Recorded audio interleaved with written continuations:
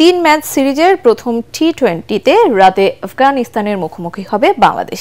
টাইগারদের সামনে লক্ষ্য এশিয়া কাপের ব্যর্থতা কাটিয়ে আত্মবিশ্বাস ফেরানো।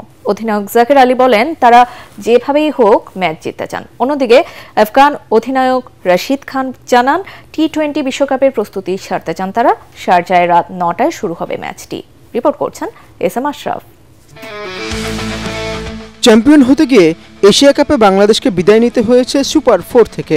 ব্যাটিংয়ের দুর্বলতাও ফুটে উঠে টাইগারদের। সব ব্যর্থতাই ঘোচানোর সুযোগ এবার সাইফ হৃদয়দের। একই সাথে ফেব্রুয়ারিতে আসন্ন বিশ্বকাপের আগে নিজেদের ঝালিয়ে নেওয়ার দারুণ সুযোগ বাংলাদেশের সামনে। জাকের আলী অনেক ক্ষমা চেয়েছেন এশিয়া কাপ ব্যর্থতায়। বলেছেন, তাদের এবার ব্যাটিং ইউনিট হিসেবে খেলতে হবে।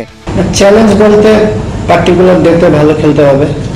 আগে কি হয়েছে, অবশ্যই আমরা ওই সিরিজটা ভালো খেলতে পারিনি অ্যাজ এ টিম। তো আমাদের মূল প্ল্যান থাকবে যে আমরা অ্যাজ এ ব্যাটিং ইউনিট ভালো পারফরমেন্স করতে হবে। দুই দলের মুখোমুখিতে সবশেষ লড়াইয়ে আফগানদের বিপক্ষে জিতেছে বাংলাদেশ।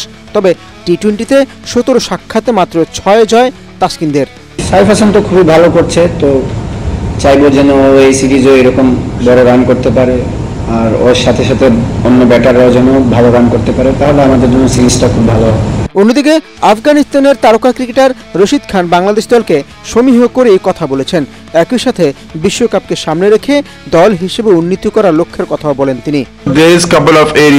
কিছু জায়গায় আমরা সংগ্রাম করছি, আমরা এসব কভার করার চেষ্টা করছি। বিশ্বকাপের আগে পুরোপুরি প্রস্তুত করতে চাই, সেজন্য এই সিরিজটা ভালো সুযোগ। শারজার উইকেট বরাবরই স্পিনারদের জন্য সহায়ক, ফলে রশিদ খানের নেতৃত্বে আফগানদের স্পিন অ্যাটাক যে কোনো দলের জন্যই বড় হুমকি। বাংলাদেশের ব্যাটিংয়ের জন্য এটা একটা বড় পরীক্ষাও হতে চলেছে। S M Ashraf, ATN Bangla.